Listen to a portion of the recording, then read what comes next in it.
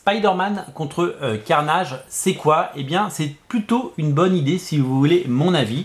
À l'occasion de la sortie du second film Venom, qui met en scène évidemment Carnage à l'écran pour la première fois, eh bien, Panini nous édite une mini-anthologie qui n'est pas un Je suis Carnage, qui ressort par ailleurs, évidemment, mais qui nous propose les meilleures histoires de Carnage par les plus grands auteurs qui ont marqué l'histoire de Spider-Man, comme évidemment Erik Larsen, Mark Bagley, et vous allez le voir, des scénaristes comme David Michelinie ou Tom DeFalco.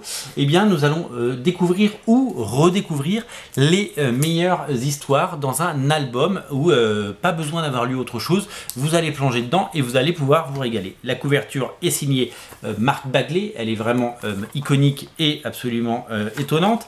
La particularité très intéressante, c'est que Panini est allé chercher des pages d'anciens numéros dans lequel, là par exemple, c'est un épisode d'Erik Larsen sur Amazing Spider-Man, c'est Amazing Spider-Man 344 dans lequel il y avait une double page sur la rencontre de Eddie Brock et de celui qui sera le futur Carnage, évidemment, qui voit apparaître à la fenêtre Carnage, puis l'épisode 345 qui lui est dessiné par Mark Bagley, dans laquelle Venom libère Eddie Brock et dans lequel évidemment regardez, le symbiote arrive également sur celui qui va devenir Carnage et qui va devenir Carnage tout simplement. Donc nous allons voir, c'est des pages prises d'anciens numéros et après on entre dans le vif du sujet avec Amazing Spider-Man 361 dessiné par le fabuleux Mark Bagley qui nous régale et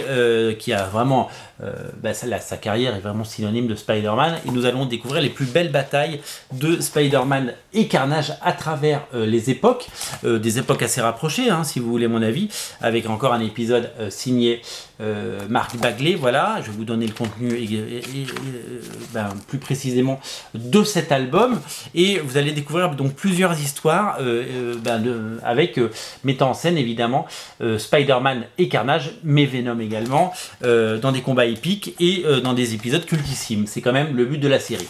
Ça nous permet d'avoir une anthologie assez sympa dans un album donc, qui ressemble à un 100%. Donc le contenu est très simple. Le contenu, nous avons droit à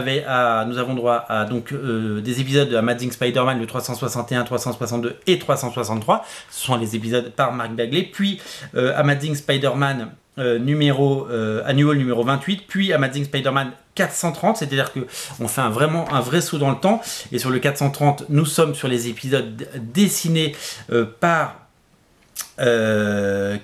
Joe Bennett, Joe Bennett déjà à l'époque, et Steven Butler qui fait lui l'annual. Voilà, on va redécouvrir donc des talents et ça va nous permettre de découvrir Sans Sweeney parce que c'est un album qui reste à un prix évidemment tout à fait abordable, des très bonnes histoires. Voilà, donc c'est un album plutôt bien édité, c'est une bonne idée, c'est une véritable occasion étonnante et parfaite pour découvrir le personnage de Carnage avec la réédition de Récits Cultes.